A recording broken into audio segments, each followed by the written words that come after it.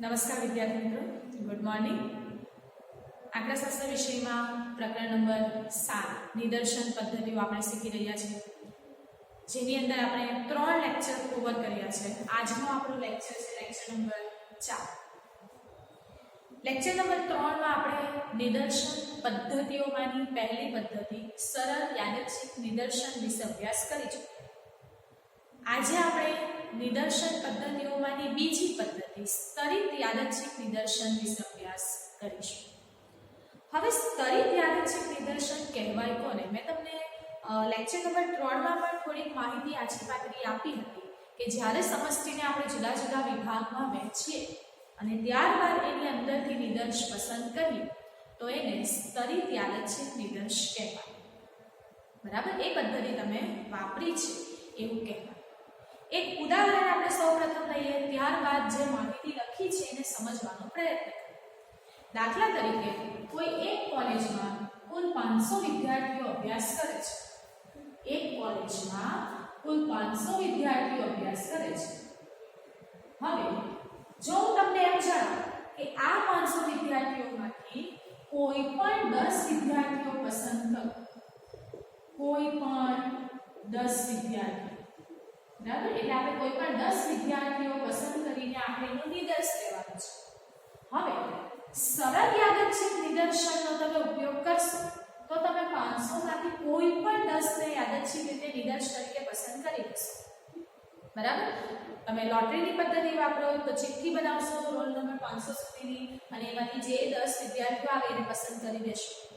Okay, સમજો કે તમે કોષ્ટકની પદ્ધતિ ઉપયોગમાં લો છો તો તમે કોઈ કોષ્ટક જોશો, કોષ્ટકની અંદરથી જે આંકડાઓ આપ્યા છે કોષ્ટકમાં એ પ્રમાણે મેં તમને આગળ સમજાવ્યું છે લાસ્ટ લેક્ચરમાં, એ પ્રમાણે તમે 500 વિદ્યાર્થીઓમાંથી કોઈ પણ 10 વિદ્યાર્થીઓ પસંદ કરશો તો આપણા માટે સરળ છે. પણ આ ક્યારે પોસિબલ બને, ક્યારે શક્ય બને? આ 500 વિદ્યાર્થીઓ એક સરખા લક્ષણો ધરાવતા હોય, એટલે ટૂંકમાં તમારે જે અભ્યાસ કરવાનો છે એ અભ્યાસના લક્ષણો બધા જ 500 વિદ્યાર્થીઓ ધરાવતા હોય ત્યારે શક્ય બને. પણ એક જ લક્ષણનો આપણે અભ્યાસ નહીં કરવાનો હોય, પણ જુદા જુદા લક્ષણોનો જ્યારે અભ્યાસ કરવાનો હોય ત્યારે આ વિદ્યાર્થીઓને પાછા આપણે ડિવાઈડ કરવા પડે, વહેંચવા પડે. આપણે પહેલા વહેંચી જોઈએ અને ત્યાર પછી જોઈએ. સમજો કે તમે 500 માંથી કોઈ પણ 10 વિદ્યાર્થીઓ પસંદ કરવાના છે, પણ જોજો હવે સમસ્તીને જુદા જુદા વિભાગમાં વહેંચું છું. આ જે 500 વિદ્યાર્થીઓ છે એમાં ટોટલ 3 વર્ષ છે આપણે કોલેજના લઈએ છીએ, ફર્સ્ટ યર, સેકન્ડ યર અને third year. Okay, first year, second year અને થર્ડ યર. મિત્રો, કોલેજમાં તમે બેચલર ડિગ્રી કરશો તો બેચલર ડિગ્રીમાં કોઈ પણ બેચલર ડિગ્રીના 3 વર્ષ, પહેલું વર્ષ, બીજું વર્ષ અને ત્રીજું વર્ષ. હવે ફર્સ્ટ યરમાં ધારો કે 300 વિદ્યાર્થીઓ અભ્યાસ કરે છે, બરાબર. સેકન્ડ યરમાં 150 વિદ્યાર્થીઓ અભ્યાસ કરે છે અને થર્ડ યરમાં 50 વિદ્યાર્થીઓ અભ્યાસ કરે છે. આજે 500 વિદ્યાર્થીઓ છે એમાંથી 300 અહીંયા સેકન્ડ યરમાં, 150 અને ડિવાઇડમાં 50. હજુ આપણે એને અલગ અલગ તારવી છે. આજે 300 વિદ્યાર્થીઓ છે એમાં ગર્લ્સ પણ હશે અને બોયઝ પણ હશે. એ જ રીતે અહીંયા પણ ગર્લ્સ હશે, બોયઝ હશે, અહીંયા પણ ગર્લ્સ હશે, બોયઝ હશે. બરાબર, 300 વિદ્યાર્થીઓ છે એમાંથી સમજો અહીંયા ગર્લ્સ અને બોયઝનું પ્રમાણ એક સરખું છે તો 150 150. આ 150 વિદ્યાર્થીઓમાં સમજો કે 100 ગર્લ્સ છે તો 50 બોયઝ હશે અને થર્ડ યરમાં જે 50 વિદ્યાર્થીઓ છે એમાંથી સમજો કે 30 ગર્લ્સ છે તો 20 બોયઝ હશે. ઓકે, સમષ્ટિને સૌપ્રથમ મેં 2 વિભાગમાં વહેંચી. 500 વિદ્યાર્થીઓ છે એમાંથી ફર્સ્ટ યર, સેકન્ડ યર અને થર્ડ યરમાં કેટલા વિદ્યાર્થીઓ અભ્યાસ કરે છે એ મેં અહીં લખ્યું. એટલે કે સમષ્ટિને એક વિભાગમાં વહેંચી. આ પહેલો વિભાગ, બરાબર, અને ફરીથી પાછી સમષ્ટિને બીજા વિભાગમાં, એટલે વિભાગની અંદર પેટા વિભાગ ફરીથી પાડ્યો. FY જે 300 છે તો એમાં હવે આપણે જોઈએ કે ગર્લ્સ કેટલી છે અને બોયઝ કેટલા છે. તો આ બીજો વિભાગ, બરાબર. હવે આપણે તો 500 વિદ્યાર્થીઓમાંથી 10 પસંદ કરવાના છે ને, 10 વિદ્યાર્થીઓ પસંદ કરવાના છે. હવે આપણે પસંદગી કેવી રીતે કરીશું? આ જે 150 150 100 50 30 અને 20 બરાબર. ધારો કે આ જે 150 વિદ્યાર્થીઓ છે એની અંદરથી હું 3 વિદ્યાર્થીઓ પસંદ કરું છું. એટલે કે 150 ગર્લ્સ જે છે ફર્સ્ટ યર એમાંથી 3 વિદ્યાર્થીઓને પસંદ કરી મેં. 150 બોયઝ છે એમાંથી 3 મેં પસંદ કર્યા બરાબર. ચાલો આ જે 100 ગર્લ્સ છે એની અંદરથી મેં 2 ગર્લ્સ પસંદ કરી બરાબર. 3 ને 3 6 ને 2 8. ઓકે ચાલો હવે એક કામ કરીએ. અહીંયા આપણે પસંદગી થોડી ઓછી કરીએ. અહીંયા 2 કરીએ જેથી આપણે 10 સુધી અહીંયા પહોંચી શકીએ. 3 ને 2 5 ને 2 7 બરાબર. આ 50 માંથી એક પસંદ કર્યું, અહીંથી એક પસંદ કર્યું અને અહીંથી એક પસંદ કર્યું. ઓકે 3 ને 2 6 ને 2 આ 3 ને 2 5 ને 2 7 8 9 10. આમાંથી 3 ગર્લ્સ, આમાંથી 2 બોયઝ. અહીંથી 2 ગર્લ્સ, અહીંથી 1 બોય, અહીંથી 1 ગર્લ અને અહીંથી 1 ગર્લ. હવે આ બધા લીડર્સને આપણે ભેગો કરીશું અને આપણી જે પસંદગી છે એ પસંદગી થઈ સમજો કુલ 10 વિદ્યાર્થીઓ આપણે પસંદ કરવાના હતા તો કુલ 10 વિદ્યાર્થીઓ થઈ ગયા બરાબર. હવે આપણે જે અભ્યાસ કરવાનો છે તે આ કુલ 10 વિદ્યાર્થીઓ પર આપણે અભ્યાસ કરીશું. જે પણ માહિતી આપણે મેળવવાની હોય, જે પણ બાબતને લગતો અભ્યાસ કરવાનો હોય તે આ 10 વિદ્યાર્થીઓને ધ્યાનમાં રાખીને 10 વિદ્યાર્થીઓ પરથી આપણે આપણો અભ્યાસ કરીશું. તો આ થયું મિત્રો સ્ટડી યાદચ્છિક નિદર્શન. કેમ? આપણે સૌપ્રથમ સમસ્તીને જુદા જુદા વિભાગમાં વહેંચી. વિભાગ એટલે સ્તર, વિભાગ એટલે સ્તર. અને ત્યારબાદ પછી આપણે દરેક વિભાગમાંથી નિદર્શ પસંદ કર્યો યોગ્ય સંખ્યામાં અને ત્યારબાદ આપણે 10 વિદ્યાર્થીઓ કુલ નિદર્શને ભેગો કર્યો. એટલે આપણે 500 માંથી 10 વિદ્યાર્થીઓ આ રીતે પસંદ કર્યા.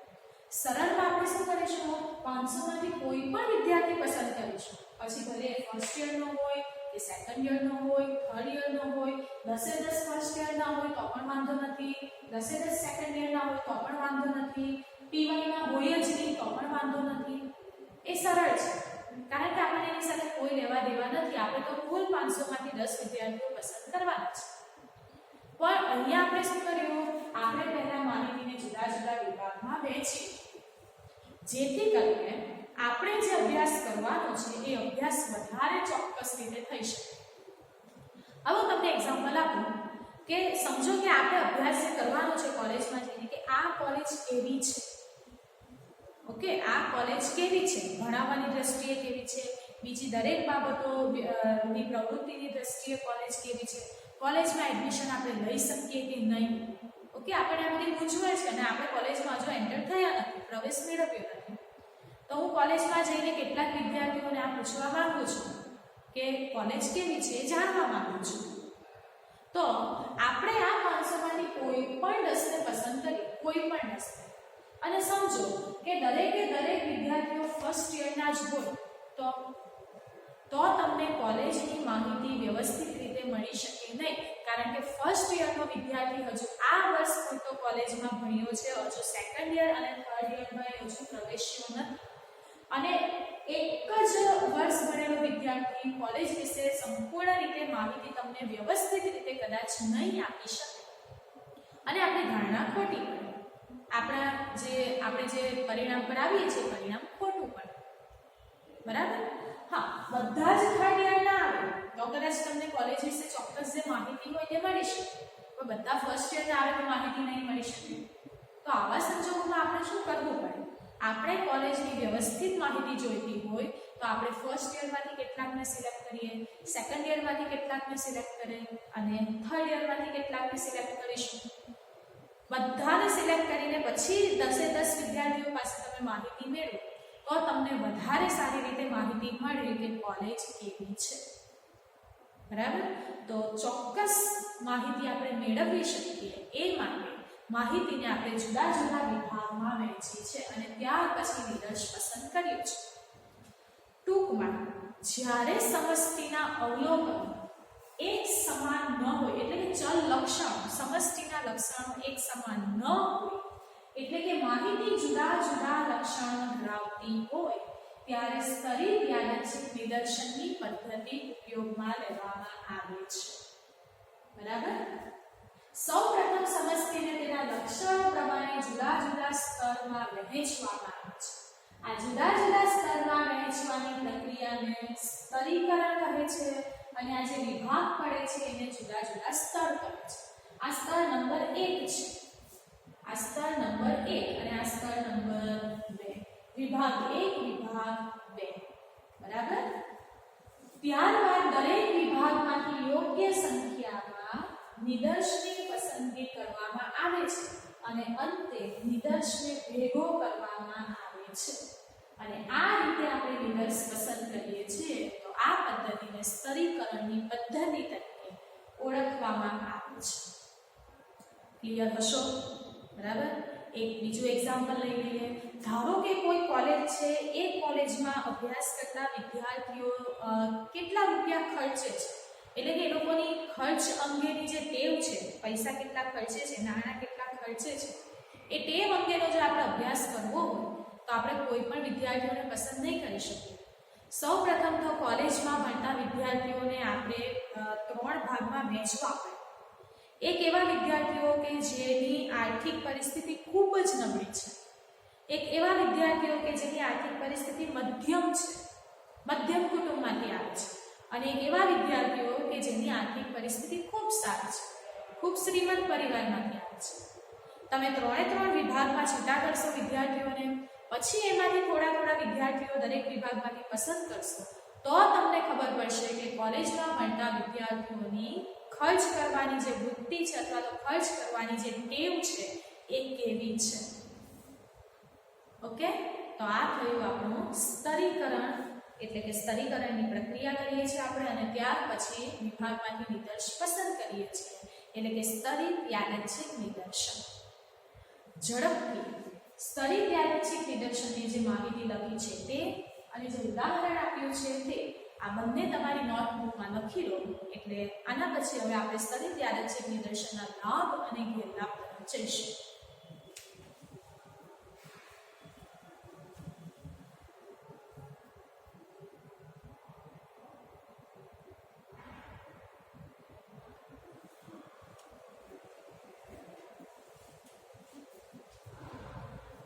ચાલો ફ્રેન્ડ્સ, હવે આપણે જોઈએ સ્તરિત યાદચ્છિક નિદર્શનના લાભ અને ગેરલાભ. લાભમાં પહેલો લાભ છે દરેક સ્તરમાંથી નિદર્શ પસંદ થાય છે, તેથી સમસ્તીનું યોગ્ય પ્રતિનિધિત્વ નિદર્શમાં જળવાયું રહે છે. જુઓ મિત્રો, આપણે અહીં એવું નથી કે સરળ યાદચ્છિક નિદર્શનમાં આપણે ઉપયોગમાં લેતા હતા એ રીતના 500માંથી કોઈ પણ 10 વિદ્યાર્થીઓને તમે રેન્ડમલી યાદચ્છિક રીતે પસંદ કરી લો. તો સમષ્ટિના જે લક્ષણો છે એનો મિત્રો ઇટ મીન્સ કે તમારે જે અભ્યાસ કરવો છે એ અભ્યાસ તમે વ્યવસ્થિત રીતે કરી શકો નહીં. સમષ્ટિ જુદા જુદા લક્ષણો ધરાવતી હોય તો તમને જે માહિતી જોઈએ છે માહિતી ચોક્કસ રીતે પ્રાપ્ત ન થાય. આપણે એક્ઝામ્પલ લીધું કે તમારે કોલેજ કેવી છે જોવું છે તો તમે કોઈ પણ 10 વિદ્યાર્થીઓને પસંદ કરો તે નહીં ચાલે.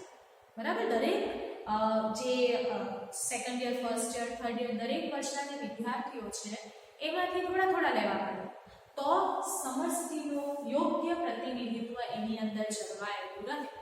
ટૂંકમાં દરેક લક્ષણોને આધારે ધ્યાનમાં રાખીને તમે માહિતી મેળવી શકો. ઓકે, નેક્સ્ટ, સમષ્ટિના પ્રાચલો માટે મેળવેલા આ ગણકોની ચોકસાઈ આ પદ્ધતિમાં વધે છે. જોઈએ હવે 2 શબ્દ નવા આવ્યા અહીં, પ્રાચલો અને આ ગણકો. કોને કહેવાય? ફ્રેન્ડ્સ, પ્રાચલો એટલે સમષ્ટિ પરથી કેટલાક માપ આપણે શોધીએ. સમષ્ટિ એટલે કે જે સંખ્યાત્મક માહિતી આપણી પાસે છે એના પરથી કેટલાક માપ તમે શોધો, જેમ કે મધ્યક શોધો, પ્રમાણિત વિચલન શોધો. બરાબર. તો આવા બધા જે માપ શોધો છો એ માપ આપણે શોધીએ છીએ એને સમષ્ટિના પ્રાચલો કહેવાય. અને નિદર્શ માટે આ બધા માપ શોધો તો એને આ ગણકો કહેવાય. બરાબર. યાદ રાખજો, પ્રાચલ એટલે સમષ્ટિની સંખ્યા જે છે એના પરથી તમે કેટલાક માપ શોધો, મધ્યક છે, પ્રમાણિત વિચલન છે, તો આ જે માપ તમે શોધો છો એને પ્રાચલો કહેવાય. અને નિદર્શની જે માહિતી છે સમષ્ટિમાંથી તમે નિદર્શ મેળવો અને નિદર્શની માહિતી પરથી તમે મધ્યક કે પ્રમાણિત વિચલન શોધો છો તો એને આ ગણકો કહેવાય. એના પરથી માહિતી પૂરેપૂરી શું કહેવા માંગે છે એ આપણને ખ્યાલ આવે છે. બરાબર? તો પ્રાચલ અને આ ગણક જે છે એ આ પદ્ધતિમાં એની ચોકસાઈ વધે છે. કેમ વધે છે? તો જો સમષ્ટિના પ્રાચલો માટે એટલે સમષ્ટિમાંથી મેળવેલા માપ માટે નિદર્શના જે આ ગણકો છે એની ચોકસાઈ આ પદ્ધતિમાં વધે છે. એટલા માટે કે સમષ્ટિને આપણે જુદા જુદા વિભાગમાં વહેંચી દીધી છે. એટલા માટે સમષ્ટિના જે માપ મેળવો છો અને નિદર્શના જે માપ મેળવો છો એ બંને ચોક્કસ મળતા. ક્લિયર? ચાલો નેક્સ્ટ. દરેક સ્તર માટે ચોકસાઈનું ધોરણ જાળવવું શક્ય બને છે. આપણે સમષ્ટિને જુદા જુદા વિભાગમાં વહેંચીએ છીએ એટલે જે સમષ્ટિના જે તમે વિભાગો બનાવો છો એ ચોક્કસ બને છે એટલે એની અંદર ચોકસાઈ છે.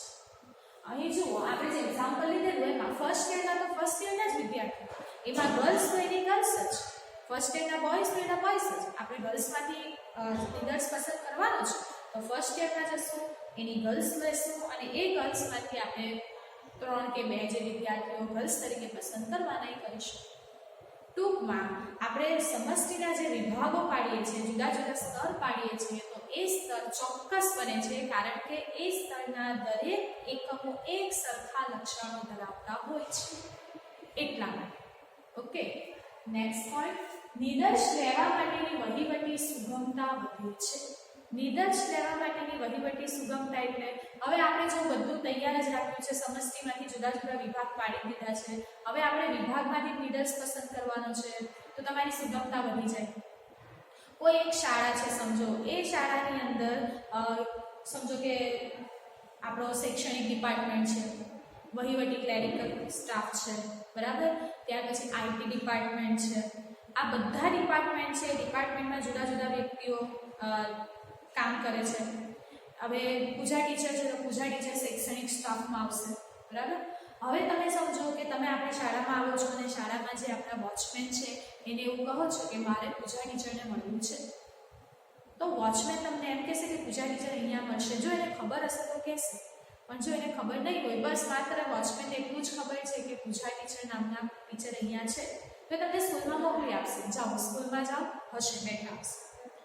ઓકે, તો તમે અહીંયા આવી તમને પણ નથી ખબર કે પૂજા ટીચર ક્યાં મળશે, તો તમે શું કરશો? બધા ડિપાર્ટમેન્ટમાં શોધશો કે પૂજા ટીચર અહીંયા છે, પૂજા ટીચર અહીંયા છે. પણ તમને ખબર છે કે પૂજા ટીચર શૈક્ષણિક વિભાગમાં હાયર સેકન્ડરીમાં 11-12માં સ્ટાફ રૂમ નંબર આમાં બેઠા હશે, તો તમે તરત શોધી લેશો. અથવા વોચમેનને ખબર હશે કે પૂજા ટીચર ગુજરાતી માધ્યમમાં છે, પૂજા ટીચર આ ડિપાર્ટમેન્ટમાં બેઠા હશે, 11-12 ધોરણમાં ભણાવે છે, બરાબર, તો એ તરત શોધી લેશે. તો આ જ રીતે આપણે સમષ્ટિને જુદા જુદા વિભાગમાં વહેંચી લઈએ તો એની અંદરથી નિદર્શ પસંદ કરવાની પ્રક્રિયા સરળ બની જાય કે નહીં? તો વહીવટી સુગમતા વધે છે તો નિદર્શ પસંદ કરવાની પ્રક્રિયા ખૂબ સારી રીતે તમે કરી શકો છો. ઓકે, નેક્સ્ટ છે જુદા જુદા સ્તરમાંથી નિદર્શ પસંદ કરવા માટે જુદા જુદા વ્યક્તિઓને આપણે પસંદ કરી શકીએ છીએ. સરળ યાદચ્છિક નિદર્શનમાં જુદા જુદા વ્યક્તિઓને તમે પસંદ નથી કરી શકતા, પણ સ્તરિત યાદચ્છિક નિદર્શનમાં તમે જુદા જુદા વિભાગમાં વહેંચી દીધું તો તમે એવું કહી શકશો ને કે જાઓ ફર્સ્ટ યરની જે છોકરીઓ છે એમાંથી 3 છોકરીઓ તમે પસંદ કરીને આવો, ફર્સ્ટ યરના જે છોકરાઓ છે એમાંથી 3 છોકરાઓ તમે પસંદ કરીને આવો, બરાબર. કોઈ બીજા વ્યક્તિને તમે એમ કહેશો કે સેકન્ડ યરના છોકરાઓમાંથી આટલા છોકરાઓ તમે પસંદ કરો, સેકન્ડ યરની છોકરીઓમાંથી આટલી છોકરીઓ તમે પસંદ કરો. ટૂંકમાં જુદા જુદા વ્યક્તિઓને જુદા જુદા વિભાગમાંથી પસંદગી કરવા માટે તમે નિમણૂક કરી શકો છો. ઓકે, તો આ પણ એક એનો ફાયદો છે કે જુદા જુદા સ્તરમાંથી નિદર્શ પસંદ કરવા માટે જુદા જુદા વ્યક્તિઓ નિયુક્ત કરી શકાય છે. આ બધા સ્તરિત યાદચ્છિક નિદર્શનના લાભ છે. હવે જોઈએ સ્તરિત યાદચ્છિક નિદર્શનના ગેરલાભ. જો લાભ હોય તો એના કોઈ ગેરલાભ પણ હશે. કયા કયા ગેરલાભ છે? ગેરલાભ નંબર 1, સમષ્ટિને એક સરખા સ્તરમાં વહેંચવાનું કાર્ય મુશ્કેલ છે. ફ્રેન્ડ્સ, આપણે ધારીએ એટલું સરળ નથી. આપણે જે એક્ઝામ્પલ લીધું એ એક્ઝામ્પલ તો સરળ હતું, એમાં તમને સ્તરમાં વહેંચવાનું કાર્ય મુશ્કેલ નહીં હતું, ઇઝી હતું. પણ દરેક પ્રકારની સમષ્ટિ એક સરખી હોતી નથી. કેટલીક સમષ્ટિ તો ઘણા બધા લક્ષણો એક સાથે ધરાવતી હોય. તો આવા સંજોગોમાં જુદા જુદા વિભાગમાં સમષ્ટિને આપણે વહેંચીએ એ કાર્ય આપણા માટે અઘરું છે, મુશ્કેલ છે.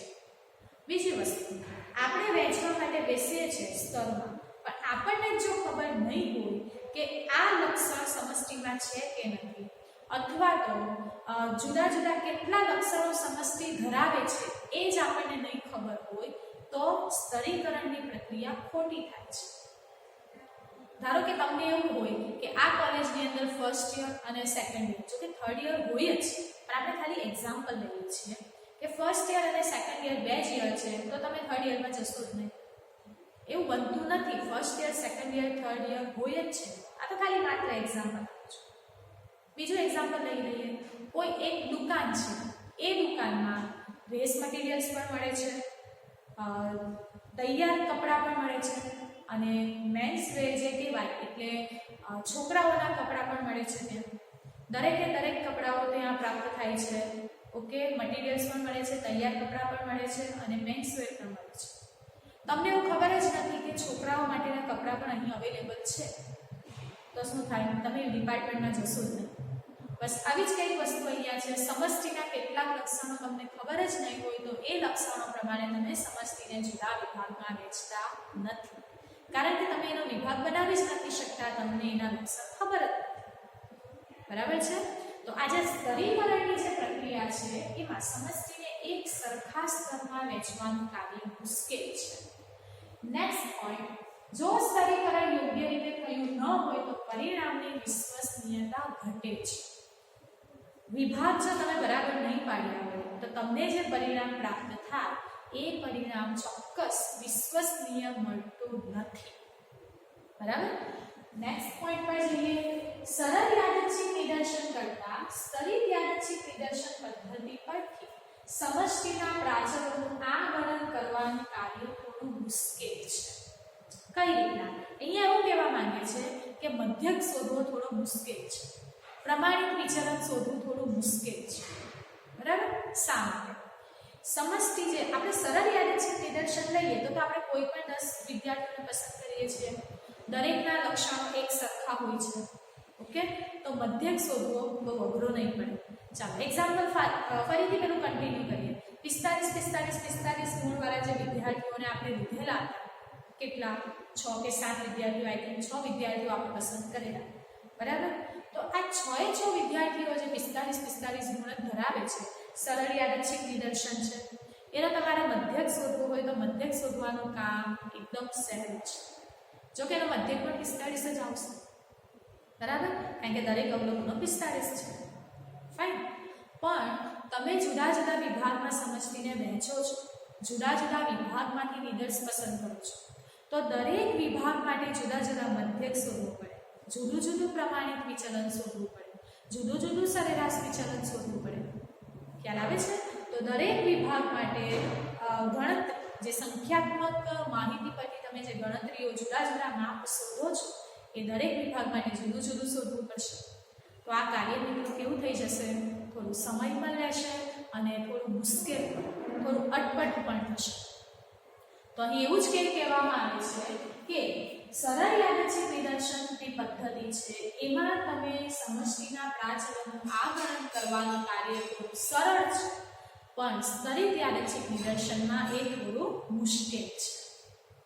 ઓકે, તો આ થયા તમારા સ્તરિત યાદચ્છિક નિદર્શનના લાભ અને ગેરલાભ. એટલી વસ્તુ યાદ રાખજો મિત્રો, સરળ યાદચ્છિક નિદર્શનના જે લાભ છે તે સ્તરિતના ગેરલાભ બને, સ્તરિતના જે લાભ છે એ સરળના ગેરલાભ બને. બરાબર? કારણ કે સરળ અને સ્તરિત બંને એકબીજાથી વિરુદ્ધ પદ્ધતિઓ છે. સરળમાં તમે સરળતાથી સિલેક્ટ કરો છો અને સ્તરિતમાં તમે વિભાગ પાડો છો. ઓકે, તો ટૂંકમાં આજના લેક્ચરમાં આપણે સ્તરિત યાદચ્છિક નિદર્શન કોને કહેવાય, એ પદ્ધતિ કેવી રીતે ઉપયોગમાં લેવામાં આવે, એ પદ્ધતિનું ઉદાહરણ આપણે જોયું, સ્તરિત યાદચ્છિક નિદર્શન પદ્ધતિના લાભ આપણે જોયા અને સ્તરિત યાદચ્છિક નિદર્શન પદ્ધતિના ગેરલાભ જોયા. આટલું આજના લેક્ચરમાં આપણે કવર કર્યું છે. તમારે દરેકે દરેક વિગતો કે જે બોર્ડ પર દર્શાવવામાં આવી છે એ તમારી નોટબુકમાં નોંધવાની રહેશે.